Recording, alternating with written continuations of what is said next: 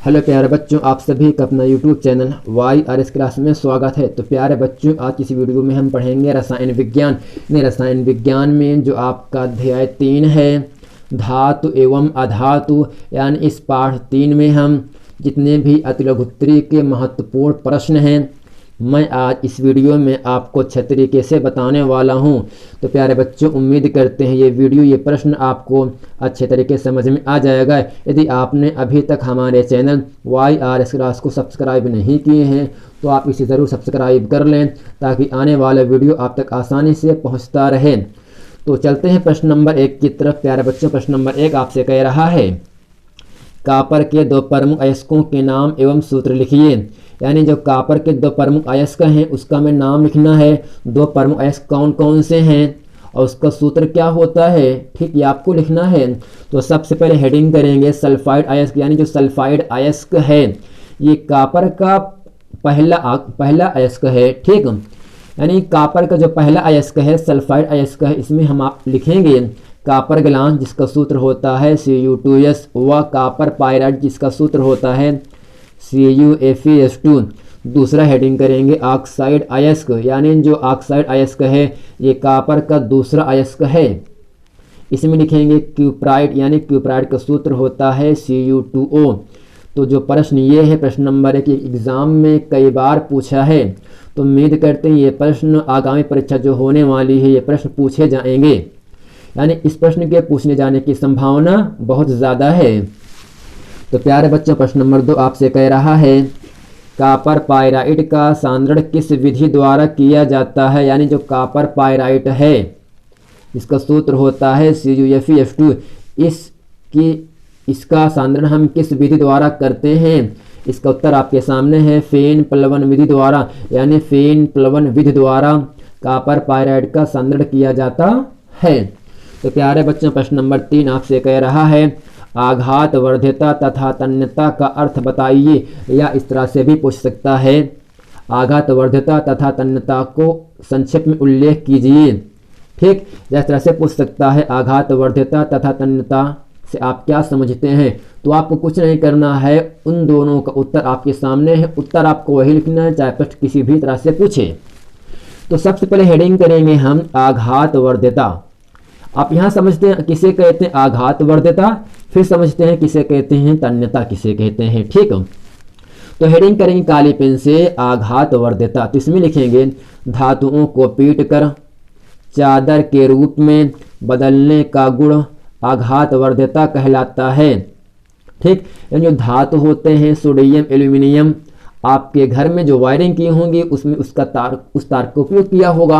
यानी जब धातुओं को हम पीट देते हैं, पीटने के बाद उसे हम चादर के रूप में परिवर्तित कर दें या बदल दें, इस गुण को ही कहा जाता है आघात वर्ध्यता कहलाता है। यानी जब धातु को हम पीट देते हैं, ठीक, पीटने की इस गुण को हम क्या कहते हैं, यानी जो पीट देते हैं तो चादर के रूप में परिवर्तित हो जाता है।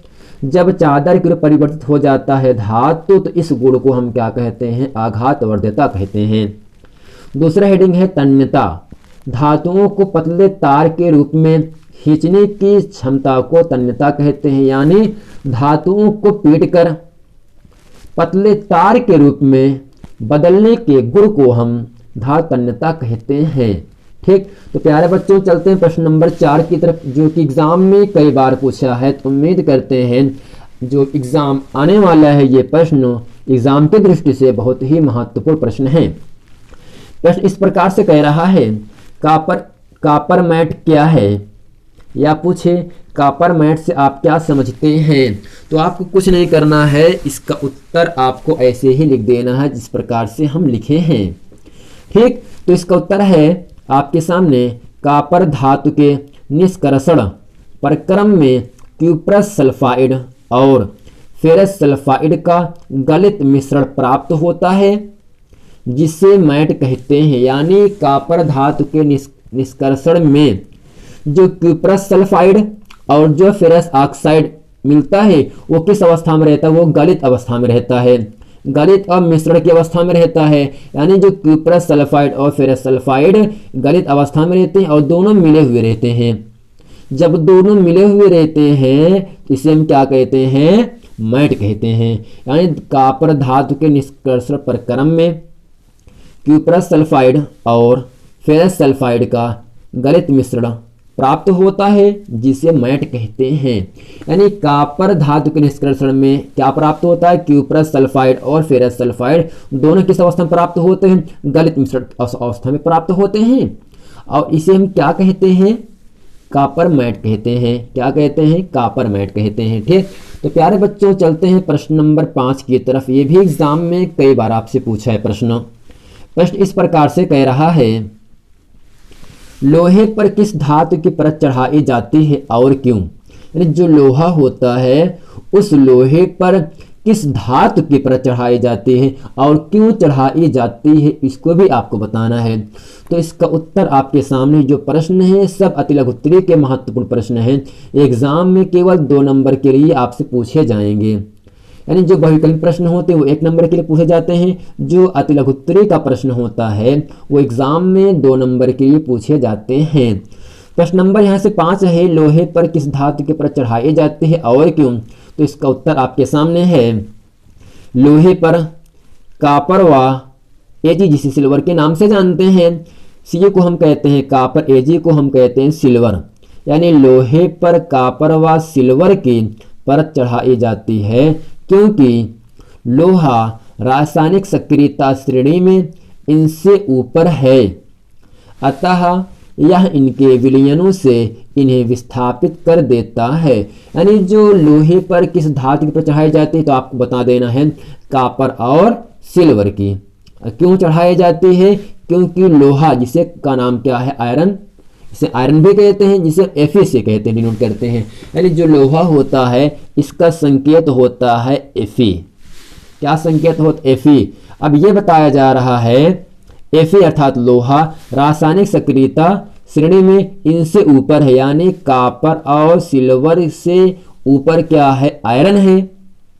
ठीक, यानी आवर्त सारणी में कॉपर और सिल्वर की से ऊपर क्या रखा गया है, आयरन को रखा गया। क्यों रखा गया है, क्योंकि आयरन जो होता है ये कॉपर और सिल्वर से सक्रियता में बढ़ते क्रम में है, यानी इन दोनों से अधिक सक्रिय धातु ये है आपका आयरन।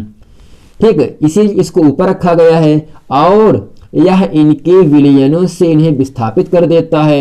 यानी कॉपर और सिल्वर का जो विलयन होता है उसमें कॉपर वो आयरन क्या कर देता है, इन दोनों को विस्थापित कर देता है। इसीलिए लोहे पर क्या चढ़ाया जाता है, कॉपर और सिल्वर की पर चढ़ाई जाती है। ठीक है, तो प्यारे बच्चों चलते हैं प्रश्न नंबर 6 में। प्रश्न नंबर 6 एग्जाम में कई बार आपसे पूछा है, तो एग्जाम के दृष्टि से अगर देखा जाए प्रश्न नंबर 6 भी बहुत महत्वपूर्ण प्रश्न है।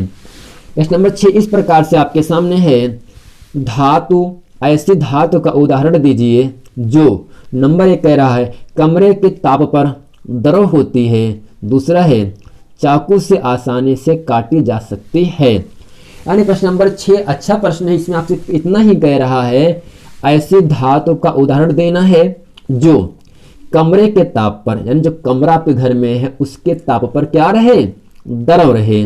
दूसरा है चाकू से आसानी से काटी जा सकती है, कौन सी धातु है।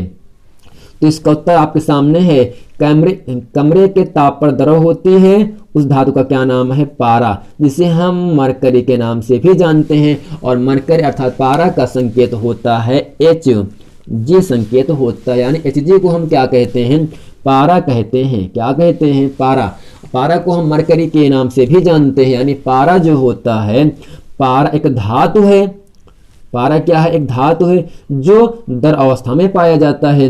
द्रव का मतलब हो जितनी भी चीजें, बहने की चीजें, दूध, पेट्रोलियम, डीजल, पानी, ठीक, ये सब क्या है, द्रव हैं जो बहते हैं, जिनका आकार क्या रहे, अनिश्चित रहे, आयतन क्या रहे, निश्चित रहे। ठीक, उसे हम क्या कहते हैं, द्रव अवस्था कहते हैं। यानी धातु का उदाहरण हमें देना है जो कमरे के ताप पर क्या द्रव रहे, उस धातु का नाम क्या, पारा। पारा का नाम क्या, Hg। पारा क्या है, एक धातु है जो द्रव अवस्था में पाया जाता है। दूसरा क्या है, चाकू से आसानी से काटी जा सकती है, कौन सी धातु है। यानी चाकू से आसानी से काटी जा सकती है, उस धातु का नाम है सोडियम। ठीक, यानी सोडियम एक धातु है जो चाकू से आसानी से काटी जा सकती है। यानी सोडियम धातु को हम चाकू की सहायता से इसे आसानी से काट सकते हैं। तो प्यारे बच्चों, ये था अध्याय 3 का धातु एवं अधातु के जितने भी अतिलघुत्तरी के महत्वपूर्ण प्रश्न थे वो मैंने आज आपको इस वीडियो में अच्छे तरीके से बता दिया। तो प्यारे बच्चों, उम्मीद करते हैं ये वीडियो, ये प्रश्न आपको समझ में आ गया होगा। अगर वीडियो समझ में आया है तो हमारे चैनल YRS क्लास को सब्सक्राइब करना ना भूलें। यदि आपने इसके पहले का वीडियो नहीं देखे हैं तो आपसे निवेदन है कि आप उस वीडियो को देख लें ताकि वो सभी प्रश्न वीडियो आपको अच्छे तरीके से समझ में आ जाए। मिलते हैं अगले वीडियो में, तब तक के लिए थैंक यू।